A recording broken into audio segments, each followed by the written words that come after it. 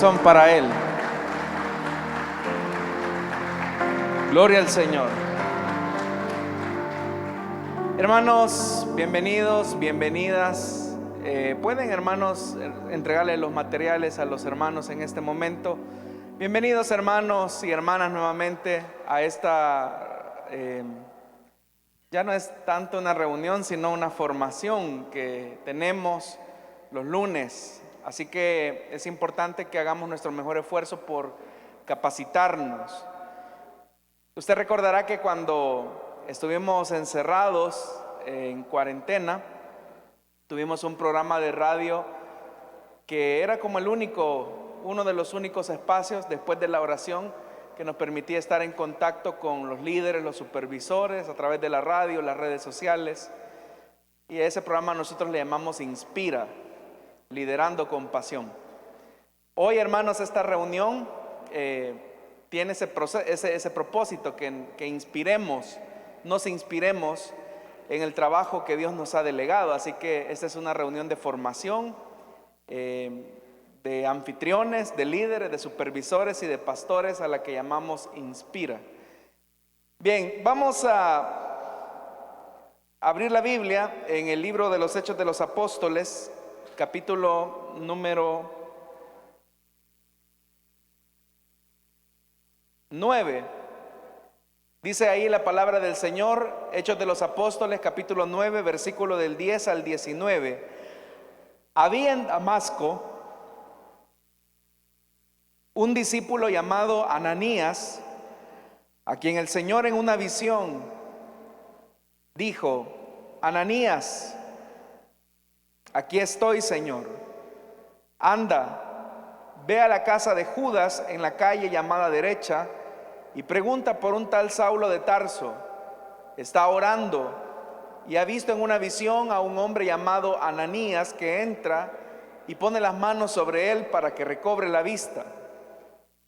Entonces Ananías respondió: Señor, he oído hablar mucho de ese hombre y de todo el mal que ha causado a tus santos en Jerusalén. Y ahora lo tenemos aquí, autorizado por los jefes de los sacerdotes para llevarse presos a todos los que invocan tu nombre. Ve, insistió el Señor, porque ese hombre es mi instrumento escogido para dar a conocer mi nombre tanto a las naciones y a sus reyes como al pueblo de Israel. Yo le mostraré cuánto tendrá que padecer por mi nombre. Ananías se fue y cuando llegó a la casa le impuso las manos a Saulo y le dijo: Hermano Saulo, el Señor Jesús, que se te apareció en el camino, me ha enviado para que recobres la vista y seas lleno del Espíritu Santo. Al instante cayó de los ojos de Saulo algo como escamas y recobró la vista. Se levantó y fue bautizado, y habiendo comido recobró las fuerzas. Hermanos, hemos titulado a esta serie de reflexiones Líderes influyentes en el sistema celular. Y el tema de este día es el discipulado relacional. Discipulado relacional. Es importante que entendamos que la meta del trabajo de evangelización por medio del sistema celular es hacer de cada creyente un discípulo de Jesús. La meta de la célula no es tener una gran cantidad de personas. La meta de la célula no es crecer solamente numéricamente. La meta de la célula es hacer de cada persona que nos escucha un discípulo de Jesús.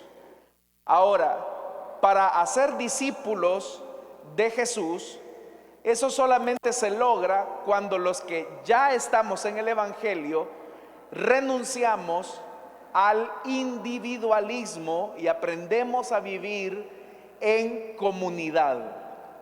Es importante que nosotros entendamos que el ejercicio de nuestra fe cristiana parte precisamente de que renunciemos a esas ideas que nuestra cultura nos mete, de que la fe solamente se vive en el plano muy personal. Y de hecho, hermanos y hermanas, que cuando nosotros hablamos de recibir a Cristo en nuestro corazón, muchas veces hacemos ese énfasis al hecho de crea en Jesús, acepte a Jesús como su Señor y su Salvador personal. Y es verdad que eso se refiere a la responsabilidad individual que como seres humanos tenemos delante de Dios y que nadie podrá responder por nosotros ante Él.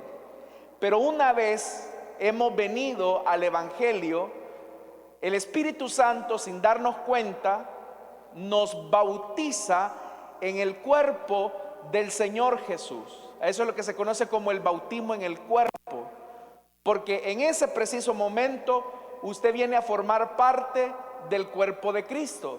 De tal forma que la vida cristiana entonces no se puede reducir a un individualismo, sino que a partir de ese momento nosotros tenemos que aprender a vivir en comunidad. A eso se refieren textos cuando enfatizan el los unos a los otros. Cuando la fe se vive en comunidad, cuando nosotros entendemos que somos parte de la iglesia del Señor, que somos parte de una congregación en la que tenemos responsabilidades, gozamos de privilegios, es ahí donde comenzamos a fomentar lazos de comunión. Es decir, tenemos cosas en común. Aquí en la iglesia hay personas de diferentes edades, hay personas de diferentes sexos, hay hombres y mujeres, hay jóvenes y adultos, hay niños, hay ancianos.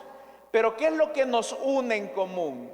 No que pensamos igual sobre los colores que nos gustan o nuestras ideologías políticas, sino que lo que nos mantiene en comunión es que hemos reconocido a un Señor y a un Salvador. ¿Cuántos tenemos a Jesucristo como Señor y Salvador?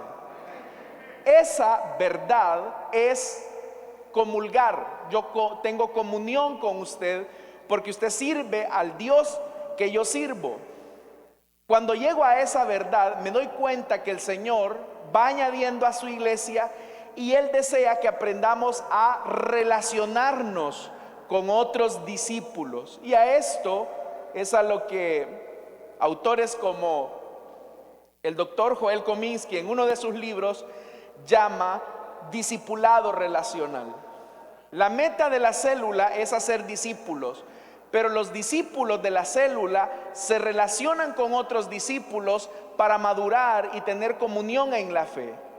Entonces, cuando nosotros comenzamos a ser discípulos en la célula, cuando aprendemos a relacionarnos con la vida de los otros, este es el principio, los unos a los otros. Si la célula simplemente es el lugar donde las personas solamente se reúnen una o dos veces a la semana, no se conocen mucho, probablemente quizás es el único lugar donde muestran algún tipo de simpatía, estamos perdiendo el objetivo de la célula. Porque la manera en que vamos a formar discípulos de cada uno de ellos es cuando nos aprendemos a relacionar. Y mire qué desafío, porque aprendernos a relacionar coloca mi vida en perspectiva de los demás. ¿Por qué razón? Porque el líder, el supervisor, el pastor comienza a compartir la vida con estas otras personas. Esto que estoy diciendo, Jesús lo hizo.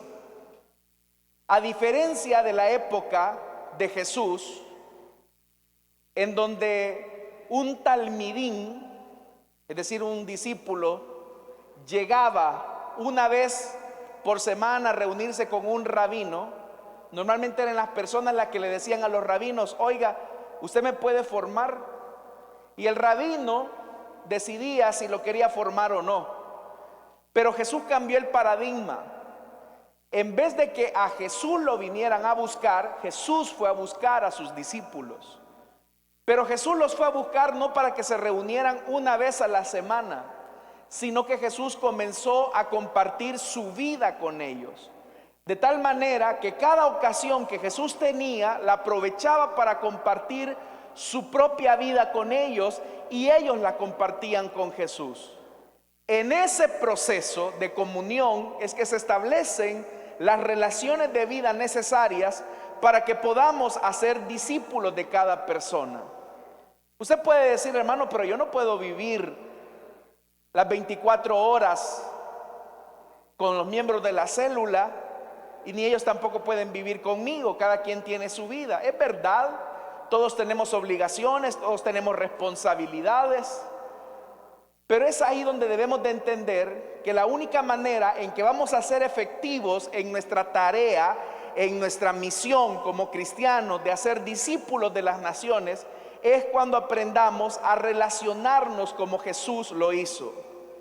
El pasaje que hemos leído, hermanos, es un pasaje bastante interesante, porque para poder desarrollar la habilidad de tener un discipulado relacional, es importante que hagamos lo que este pasaje nos dice. Este pasaje de Hechos capítulo 9, versículo del 10 al 19. Fíjese esto. ¿Cómo puedo hacer yo que los miembros de la célula entiendan que la tarea de la célula es hacer discípulos de Jesús de cada uno de los miembros?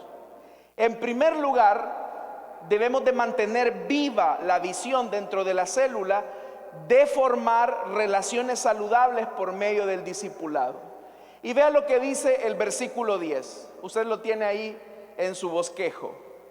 Había en Damasco un discípulo. Oiga, no está diciendo que había un apóstol, no está diciendo que había un gran pastor, no está diciendo que había un gran evangelista.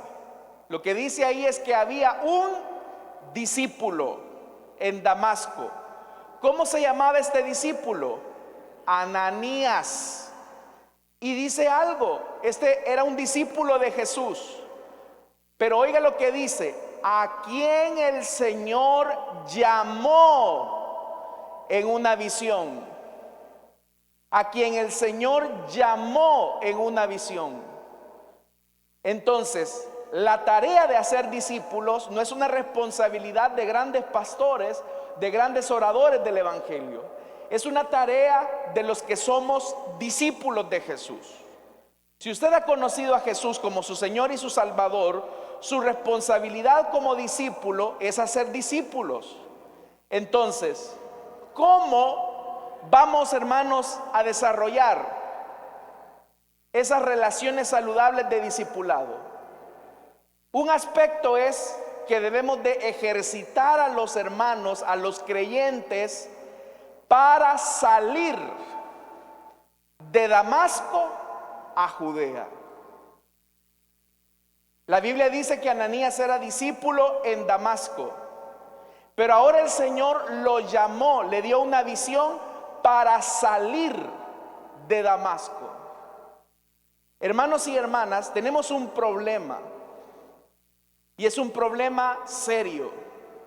Los creyentes ya no quieren salir de Damasco. Se sienten cómodos en Damasco. Pero el Señor inquieta a sus discípulos para salir. Y aquí cuán importante se hace que cuando estamos en la célula salgamos. Pero cuando yo le digo que salgamos, no me estoy refiriendo a salir solamente a invitar el día sábado. Eso es importante. Y de hecho que es fundamental que el anfitrión se haga acompañar del líder para invitar a los amigos a la célula. Pero el énfasis de salir es más profundo. Salgamos a entablar relaciones como Jesús lo hizo. Jesús no esperó que los discípulos vinieran a Él. Él salió a buscarlos. Entonces, de la misma manera, nosotros tenemos que salir y tenemos que enseñarles, los que somos líderes, supervisores, anfitriones, pastores, tenemos que enseñarle a nuestra gente a romper sus límites personales sobre la evangelización. Porque hay personas que dicen: hermano, es que yo no puedo predicar, es que yo, hermano, no tengo mucho esto de hablar, ya Dios sabe a quién le entrega esto mejor lo hace usted.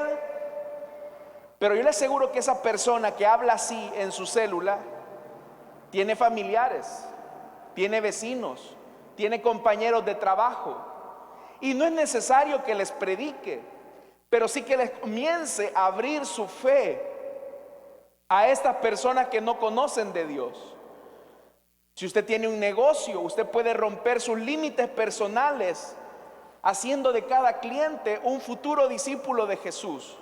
Si usted, por ejemplo, tiene en su casa una tienda, de cada uno de ellos usted puede hacer un discípulo de Jesús, pero aprenda a romper los límites personales. Entienda esto, estimado hermano. Dios a cada uno de nosotros nos ha enviado como agentes encubiertos en una misión importante. No es nada James Bond. Lo único que ustedes no tienen un disfraz, tienen una investidura de poder que es el Espíritu Santo. De tal manera que Dios los envía como vendedores, Dios los envía como mecánicos, Dios los envía como empleados, y son como esos espías, esos agentes encubiertos. Y claro, usted se gana la vida de esa manera o vive en una colonia. Pero usted debe de entender que Dios lo puso ahí para que pueda evangelizar y hablar del amor de Dios. Entonces, dedique, oigan hermanos, oigan esto. Dedique tiempo a preguntar a los miembros de su célula sobre sus relaciones familiares, sus relaciones vecinales y de qué manera pueden acercar ellos el evangelio por medio de esa relación. En la reunión de planificación, que yo espero que todos la hagamos, cuán importante es que usted diga, hermano, ¿y usted tiene algún amigo? ¿Tiene algún familiar? Porque ermitaño nadie es. Nadie vive en una montaña. Todos nos relacionamos con el panadero, con el que nos llega a dejar el gas propano. Nos relacionamos con nuestros vecinos. Y es ahí donde podemos aprovechar esa relación. Pero entonces vea lo importante que es esto. Salga de Damasco, salga solo de que, no hermano, aquí en la célula los mismos 4 hermanitos estamos bien. Aquí los mismos de siempre. Es que la gente está bien dura, es que la gente no quiere, es que mire, yo soy tartamudo, yo soy bien penoso. Usted como líder, hermano, no se preocupe. ¿Pero tiene algún amigo, algún familiar al que podamos invitar? Sí. ¿Por qué no le comienza a hablar de su fe? Y aquí es donde entra importante un elemento. Pero ¿cómo lo hago, hermano? ¿Cómo le evangelizo a la persona para que se acerque a Jesús? Entramos entonces a la segunda característica del discipulado relacional. Sea sensible a las necesidades del entorno de las personas a quienes desea discipular. Vea esto que dice el versículo 11 y 12. Anda, este es el Señor. Ve a la casa de Judas. Este es el Señor que le está diciendo, ve a la casa de Judas, en la calle llamada derecha, y pregunta por un tal Saulo de Tarso. Está orando y ha visto en una visión a un hombre llamado Ananías que entra y le pone las manos sobre él para que recobre la vista. Si Saulo está orando es por una razón, es porque ha perdido la vista.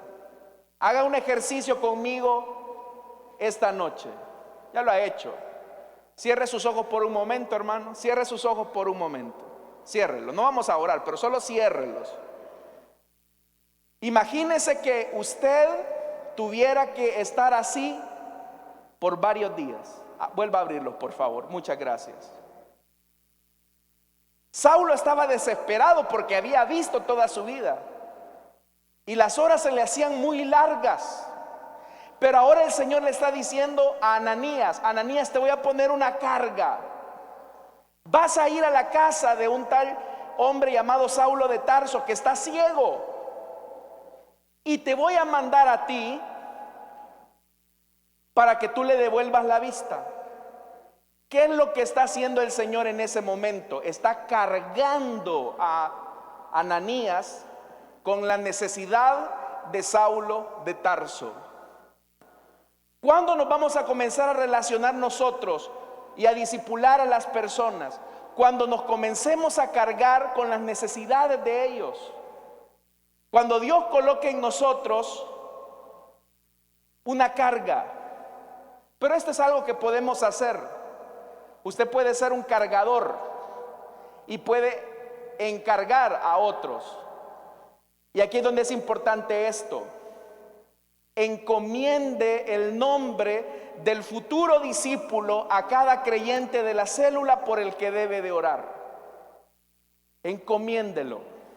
Así como el Señor le dijo a Ananías en visión: mira, ve a la casa de un tal llamado Judas, que ahí está un hombre necesitado, ciego, desesperado, y tú le vas a devolver la vista. El Señor le encomendó a Ananías. Los líderes y los supervisores efectivos encomiendan a los creyentes la responsabilidad por otros. A propósito, tarea para el próximo lunes, hermanos. Tarea para el próximo lunes. Vamos a ver quiénes son diligentes para el próximo lunes. Tarea para el próximo lunes es que usted traiga a esta reunión de formación, a esta reunión de Inspira, su lista de oración por los hermanos por los que usted está orando, por los amigos y los vecinos por los que está orando. ¿Se comprometen, hermanos?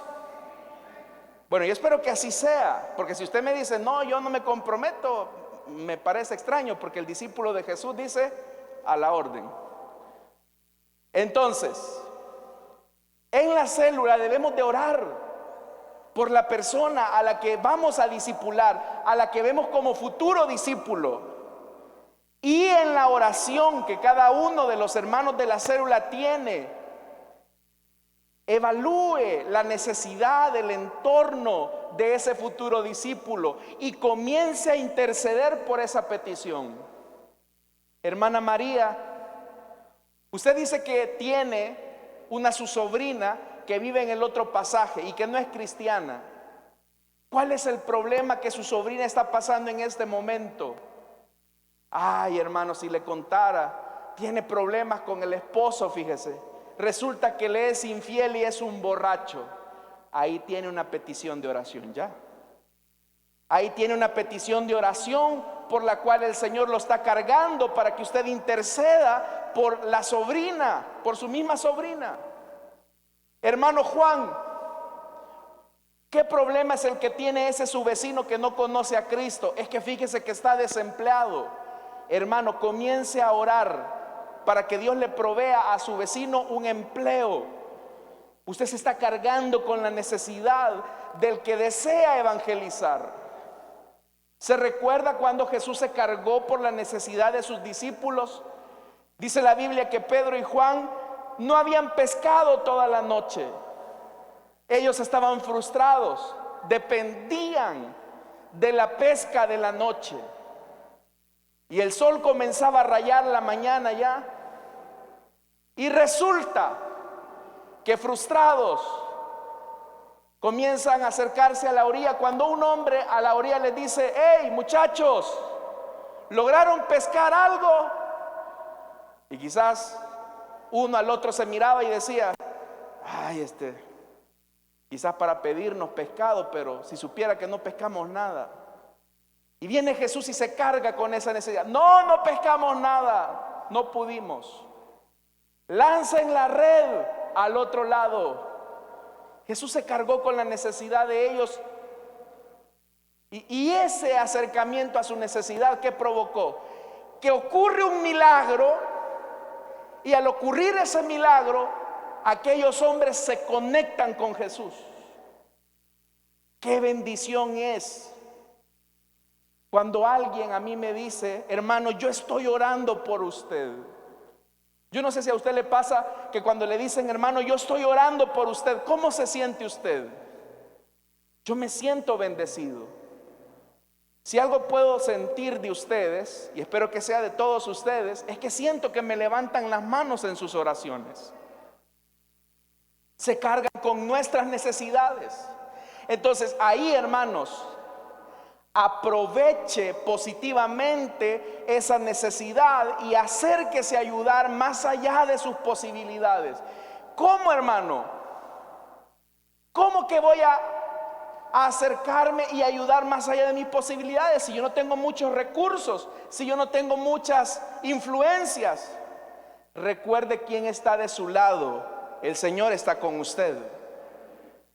¿Dicen amén? Oiga, esto es importante. Jesús vio a la multitud.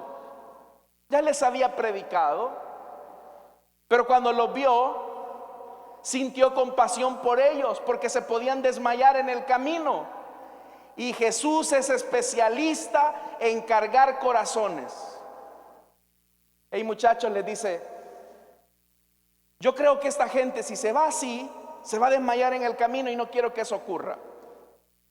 No quiero que digan que los cultos de Jesús terminan mal. Denles de comer ustedes. Señor, si lo único que tenemos son estos pocos panes y estos pocos pececillos, suficiente. Porque sabe algo, usted y yo podemos hacer más con lo poquito que tenemos, pero si eso poquito lo ponemos en las manos de Dios. Amén, hermanos. Entonces cárguese, aproveche esa necesidad. Probablemente quizás usted no tenga influencia con alguien, pero a lo mejor quizás usted le puede imprimir un currículum a una persona que está desempleada y decirle: mire, hermano, estos son mis panes y mis pececillos. Yo sé que usted está desempleado. A todo esto usted está orando por esta persona. Si quiere, yo le puedo imprimir sus hojas de vida para que usted los vaya a colocar, y estos van a ser nuestros panes y nuestros pececillos, y vamos a orar por esto para que Dios le abra una oportunidad. Eso, hermano, lo va a conectar de una manera con esas personas que no lo van a olvidar. Ahora, tenemos que quitarnos los prejuicios del corazón y animar a los hermanos de la célula a hacerlo. Vea lo que dice el versículo 13.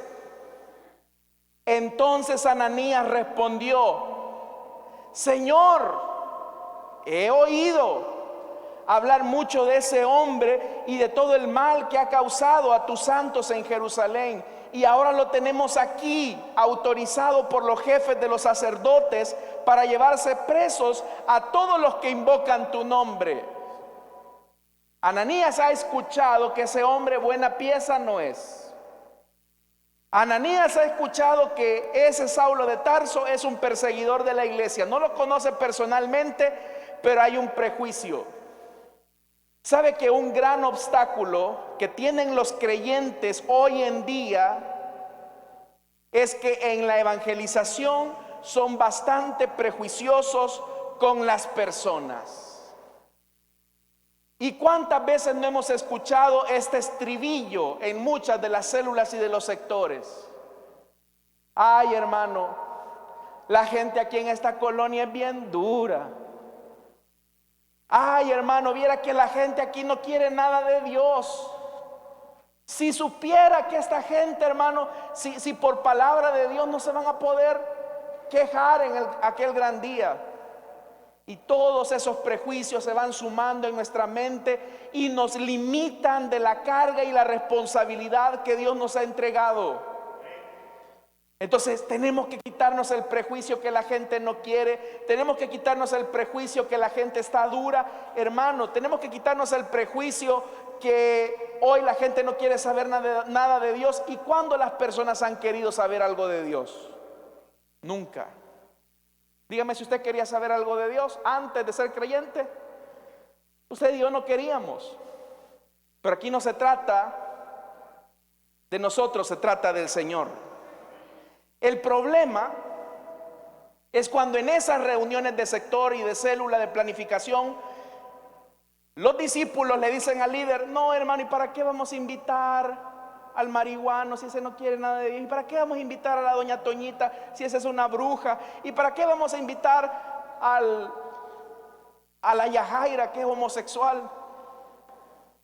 ¿Para qué? Y nos limitamos con prejuicios. Y seguramente, así como Ananías tenía un prejuicio acerca de Saulo, pero Saulo estaba necesitando a Ananías, también muchas de esas personas nos están necesitando ahora nosotros, hermanos y hermanas. Tenemos que quitarnos el prejuicio. ¿Y sabe cuál es su responsabilidad? Es que usted como líder debe de apuntar a aquellos hermanitos que están cómodos, que no quieren hacer nada en la célula, que no quieren tomar compromisos. Usted tiene como líder que empujarlos a ellos a que comiencen a ver más allá de sus límites y que comiencen a ver lo que Dios quiere que vean y no lo que ellos quieren que usted vea. Usted tiene dos caminos ante el desafío de evangelización. O comienza a ver como ellos ven y usted va a llegar a la misma conclusión. No, si hoy la gente está dura, no quiere nada de Dios, es verdad. No, eso de sacar un transporte para la iglesia, no, ya no se puede, ya no es como antes. Usted comienza a llenarse la mente de ese tipo de cosas, su corazón se comienza a endurecer. Los prejuicios comienzan a tomar control de su vida.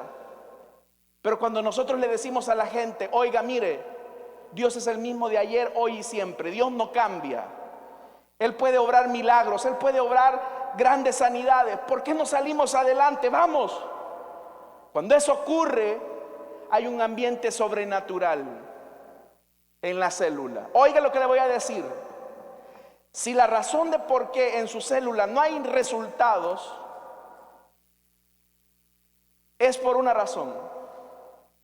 Porque el Espíritu Santo solamente obra en el nivel de la fe, arriba de nuestras posibilidades y de nuestros recursos.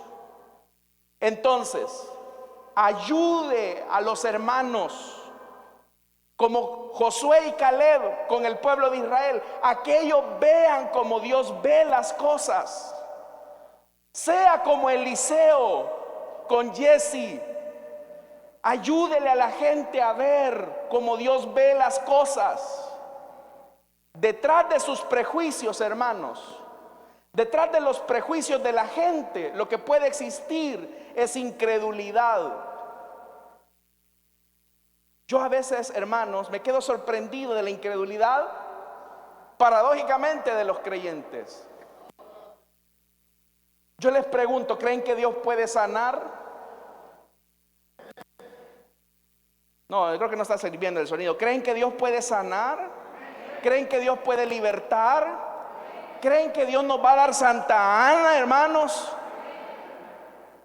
Tenemos que sacudirnos la incredulidad. Porque detrás del prejuicio de que no quieren invitar a la yajaira, probablemente en mí existe incredulidad que el homosexual no puede cambiar. Pero yo he visto homosexuales cambiados por el poder de Cristo. Detrás de que yo no le quiero hablar al Spunky porque es un gran marihuano, probablemente lo que existe en mí es comodidad de que, uy, no, es que si me ven hablando con él van a decir que yo ando en eso. O probablemente detrás, hermanos, de no hablarle a ese señor enojado que golpea a sus hijos y a su mujer, lo que estamos escondiendo es miedo. No, hermano, yo no le hablo a ese don porque viera cómo agarra a la mujer los fines de semana. No voy a hacer que me baje los dientes a mí también. Que no sabe que más son los que van con usted que los que están en su contra. Tenemos un pueblo tan miedoso. Tenemos que salir, mis amados hermanos.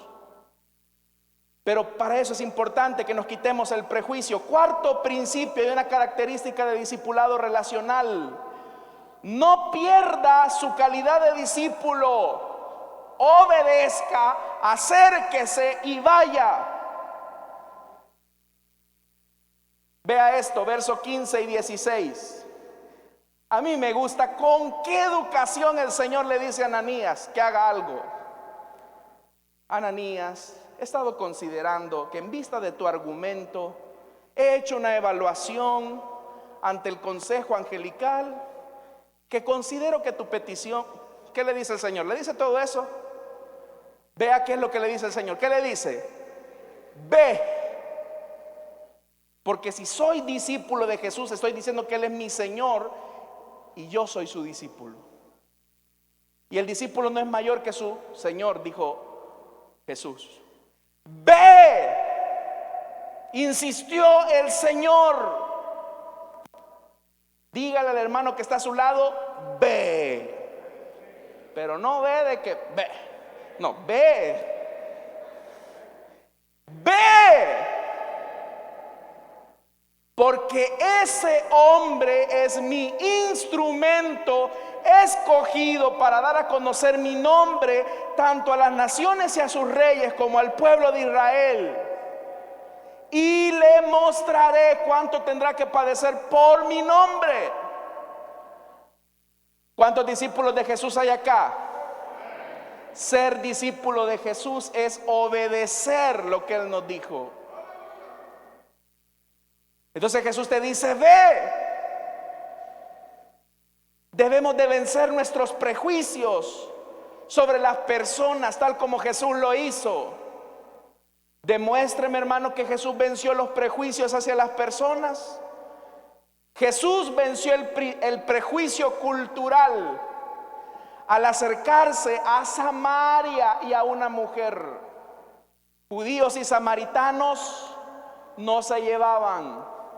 Que un maestro hablara con una mujer era inconcebible, pero Jesús vence el prejuicio cultural.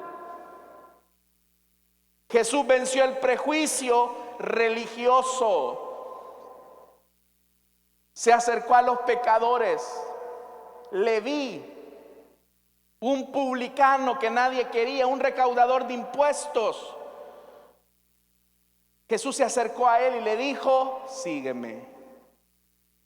A un Zaqueo, Jesús le dijo, hey, Zaqueo, esta noche voy a cenar a tu casa. Ningún maestro de la ley se acercaba a gente pecadora, pero Jesús venció el prejuicio religioso.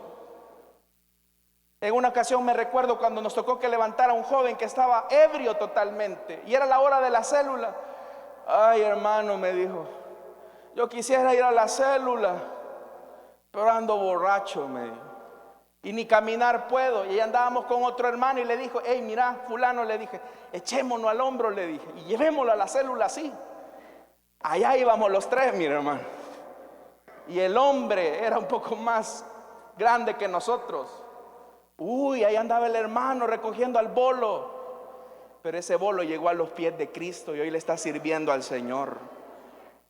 Quítese el prejuicio religioso. Acérquese a los pecadores.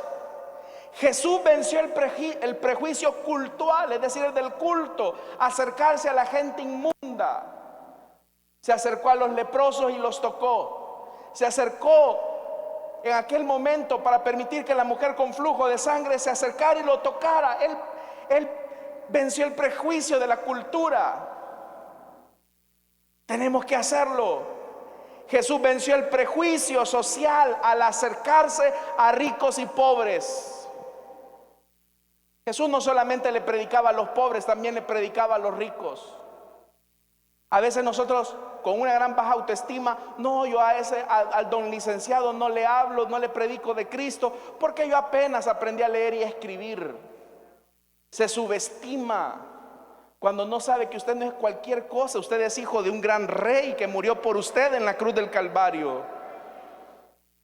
Y ese don licenciado, don doctor, don ingeniero es una alma que necesita de Jesús, pero también lo necesita el pobre.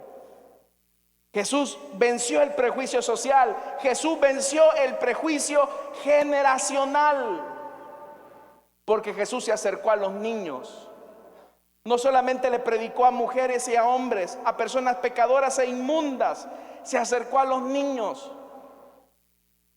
Seguramente muchos hermanos de la célula tienen a sobrinitos, hermanitos, a los que pueden discipular. Y entre más temprano ganemos a los niños para Jesús, haremos de ellos discípulos. Entonces, empápese de la visión de Dios y ejerza la ley de la visualización. Ley de la visualización. ¿Y en qué consiste? El Señor le dijo a Ananías, mira, yo he apartado a este hombre para hacer de él un siervo a las naciones. Será instrumento útil en mis manos. Lo que el Señor le estaba diciendo a Ananías es, Ananías, ya no veas a Saulo como lo estás viendo. Ya no veas a Saulo como la gente lo ve. Ya no veas a Saulo como lo ven los hermanos de la iglesia. Velo como yo lo veo. ¿Cómo veían los hermanos de la iglesia a Saulo? Como un perseguidor, como una persona sedienta de sangre, como una persona ansiosa de destruir a la iglesia. Y era verdad. Pero el Señor eleva a Ananías y le dice: visualízalo de otra manera. Y te estoy anticipando que este al que vas a ir a visitar será un instrumento útil en mis manos. ¿Sabe que un día Dios lo visualizó a usted que iba a estar sirviendo acá al Señor? ¿Sabe que un día el Señor dijo: yo voy a hacer de ti un instrumento útil en mis manos? Ley de la visualización. Alguien creyó que usted podía llegar al Evangelio. Entonces la pregunta: ¿qué ve usted? ¿Qué ve? Ay, no, hombre, si la doña Toñita nunca va a dejar el puro. No, si don Feliciano nunca va a cerrar el chupadero. No, si la Margarita nunca va a dejar de andar loqueando. Si así lo ve, así va a estar de arruinada la colonia y la sociedad siempre. Pero si usted comienza a ver como Dios ve las cosas, como ovejas que andan desperdigadas en busca del buen pastor, ese será el momento en el que algo va a ocurrir. Número 5. Cuando ya han venido a la célula, fomente la hermandad en la célula con todos sus miembros. Evite la discriminación, el trato rudo y áspero con las personas. Ananías dijo: entendido, Señor, ahorita voy. Y mire cómo llega Ananías. Ananías fue, y cuando llegó a la casa, vea lo primero que hace: le impuso las manos a Saulo. No le tuvo miedo. Y vea cómo le dijo: ajá, perseguidor de la iglesia, tirano, cruel. Le dijo así Ananías, hermano. ¿Cómo le dijo? Hermano Saulo, el Señor Jesús que se te apareció a ti en el camino me ha enviado para que recobres la vista y seas lleno del Espíritu. Al instante cayó de los ojos de Saulo algo como escamas y recobró la vista. Se levantó y fue bautizado, y habiendo comido recobró las fuerzas. Entonces vea, ayude a los hermanos de la célula a recibir con cordialidad y amor sincero los unos a los otros. Ay, este sábado creo que va a venir la loquita del pasaje X. Y tratamos: hola doña fulana. ¿Por qué no le dice a ese amigo desde ya: Dios le bendiga? Hasta ella se va a sentir sorprendida que le estemos saludando como nos saludamos los cristianos, y ese ambiente va a comenzar a envolver. Pero si toda la vida con discriminación: uy, yo no me voy a sentar a la par de ese porque capaz me roba algo. ¿Qué le van a andar robando las 2 coras que andan en la bolsa? Sea cordial, sea sincero, muestre su amor. Cuando los amigos lleguen a la célula, tratémoslos con cordialidad. Y si hubo alguien que por alguna razón se alejó del Señor y regresa otra vez, digámosle: bienvenido, hermano, que me alegra verte. Muchas veces hacemos de la iglesia una apartheid. Hacemos discriminación y decimos: no, yo con ese no me llevo, con aquella tampoco, porque chusma, chusma, chusma. Como dijo alguien, espíritu de doña Florinda se le metió. No. Hermanos, en serio les digo: sean cordiales, sean sinceros. Cree un lazo de empatía con las realidades de las personas y testifique del poder transformador de Jesús. Comparta su fe de forma activa. ¿Cómo lo hizo Ananías? Ve el texto. Ve el texto. Ananías le dice: Saulo, el Señor Jesús que se te apareció en el camino, ese me envió a mí. El mismo Señor que se te apareció, ese me envió a mí. Tal vez la persona dirá: hermano, yo a usted cómo lo admiro, porque mire, tiene un hogar tan bonito, y mire qué bendición sus hijos. Ay, los míos, viera qué rebeldes son. Ay, hermano, le puede decir usted, si le contara cómo era antes mi familia, antes de recibir a Cristo. Pero ese Cristo que se me apareció a mí también puede transformar su hogar, también puede transformar a su familia. Ese lazo de empatía, esa forma activa de transmitir el amor, conecta. Hermanos, si nosotros no estamos aquí porque éramos buenas piezas. La Biblia nos describe como lo más vil y lo menospreciado del mundo. Y dice la Biblia que el Señor en su misericordia metió su mano de misericordia en medio del lodo cenagoso, y de ahí nos sacó y nos ha hecho sentar en lugares de príncipes. De verdad. Entonces, muestre a los futuros discípulos, oiga, que su relación no es casualidad, sino que responde a un propósito mayor de Dios. Con mi esposa tenemos una canción que nos gusta, es favorita, se llama No es casualidad. Porque tal vez esa persona que llegó a la célula pensó que fue casualidad que llegó ese sábado. Lo que no sabe esa persona es que usted ha venido orando por su necesidad, orando por él, y Dios se lo puso ahí. Tal vez la persona va a decir: mire, fíjese que yo antes ni por cerca me interesaba de venir a la iglesia ni de asistir a estas sus reuniones religiosas, pero algo me motivó, y ahí es donde usted aprovecha. Ese algo no es un algo, es un alguien, y ese es el Señor que te ha traído. Amén, hermanos. ¿Están aquí todavía, amados? Motive a todos los miembros de su célula a ser siempre coherentes con el mensaje del evangelio como discípulos de Jesús. Sea coherente.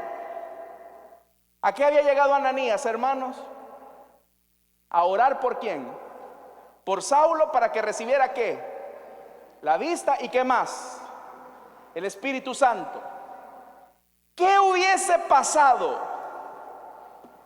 si Ananías se pone a orar por Saulo y ni recibe la vista y ni es lleno del Espíritu Santo? ¿Cómo hubiera quedado su mensaje? Como un fraude. Como un fraude. ¿Sabe que para que Dios haga algo no necesita la gran bulla? Cuando Dios lo manda a usted, usted solo pone mano sobre el enfermo y éste se levanta. Pero también así el evangelio es poderoso cuando nosotros lo comenzamos a vivir.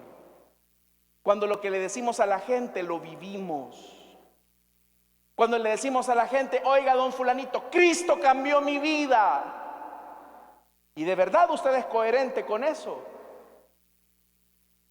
Me recuerdo que alguien hablaba conmigo hace algunos días y me decía: mire, ¿sabía que esta persona en el secreto se echa los tapicitos y así va a predicar? No es de aquí, de esta iglesia, gracias a Dios, bendito sea el Señor, porque yo lo iba a traer con restauración. Pero ¿quién le va a creer un mensaje de que Cristo cambia y él todavía sigue con las mismas conductas esclavizantes del pecado? Cuando Ananías llegó lleno del Espíritu Santo, algo pasó ahí. Tenemos que ser coherentes con el mensaje. Y aquí es donde es importante, hermanos, que recordemos los niveles de influencia y el impacto con las personas. Modele, motive, mentoree y multiplíquese. Esa fue la última vez que Saulo de Tarso vio a Ananías en la casa de ese llamado Judas. A partir de ese momento, Saulo se convirtió en el apóstol a la gentilidad. Y le voy a decir algo, estimado.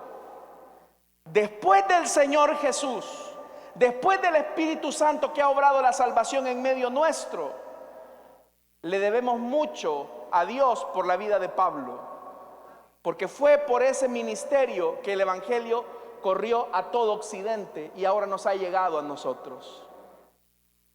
Pero ¿qué hubiese pasado si Ananías se queda en Damasco y no va a Judea. Nosotros todavía quizás estuviéramos ahí adorando al maíz y al sol. Pero bendito sea el Señor que se acordó de nosotros y usó un siervo como Pablo. Preguntas, hermanos. Primera pregunta. En primer lugar, ¿son saludables las relaciones de los discípulos de su célula con las personas de su entorno? ¿Los hermanos de su célula se llevan bien con su familia, con los amigos, con los vecinos? ¿O son los típicos engreídos que no saludan y no hablan? ¿Qué tanto mejorarían los alcances de su célula en la tarea de evangelización si todos los miembros cultivaran saludablemente sus relaciones con sus familiares y vecinos? Si aprendiéramos a llevarnos bien con los que no conocen de Jesús, esa gente vendría. No hay excusa para tener células vacías, sin discípulos. No hay excusa, porque Dios nos ha equipado, Dios nos ha dado de todo. Así que, hermanos, es tiempo de salir y hacer discípulos de las naciones. El que tenga oídos para oír, que oiga lo que el Señor nos ha dicho esta noche, amada iglesia del Señor. Vamos a ponernos en pie, vamos a orar. Levante sus manos al cielo y dígale: Señor, aquí estoy. Usa mi vida, Señor. Yo estoy consciente que la mies es mucha, que hay tanta necesidad en mi colonia, en mi barrio, en mi comunidad, en el sector donde me has puesto. Señor, esta noche yo te pido, por favor, no por nuestros méritos, sino por los méritos de Jesucristo, que nos ayudes a ser discípulos de todos aquellos que no te conocen. Ayuda a los líderes, a los supervisores, a los pastores, para que rompan sus límites, para que venzan sus prejuicios, como Ananías. Así como Ananías venció sus prejuicios hacia Saulo, ayúdanos, Señor. Rompe nuestra mente y nuestro entendimiento para que entendamos que el campo ya está listo, que la mies está lista. Dale de tu espíritu a estos jóvenes. Dale, Señor, de tu gracia. A los supervisores, a los pastores, dale, Señor, una unción especial. Cárgalos en la noche, cárgalos por los niños, cárgalos, Señor, por la mujer maltratada y desposeída. Cárgalos por ese médico, por ese ingeniero. Cárgalos, Señor, cárgalos, cárganos. Cárganos por Santa Ana, Señor. Cárganos por Santa Ana, Señor. Cárganos, cárganos, cárganos por las escuelas, los institutos. Cárganos por esos compañeros de trabajo. Cárganos. Sácanos de nuestra comodidad. En el nombre de Jesús, Señor, te lo pedimos. Digámosle al Señor, envíame a mí.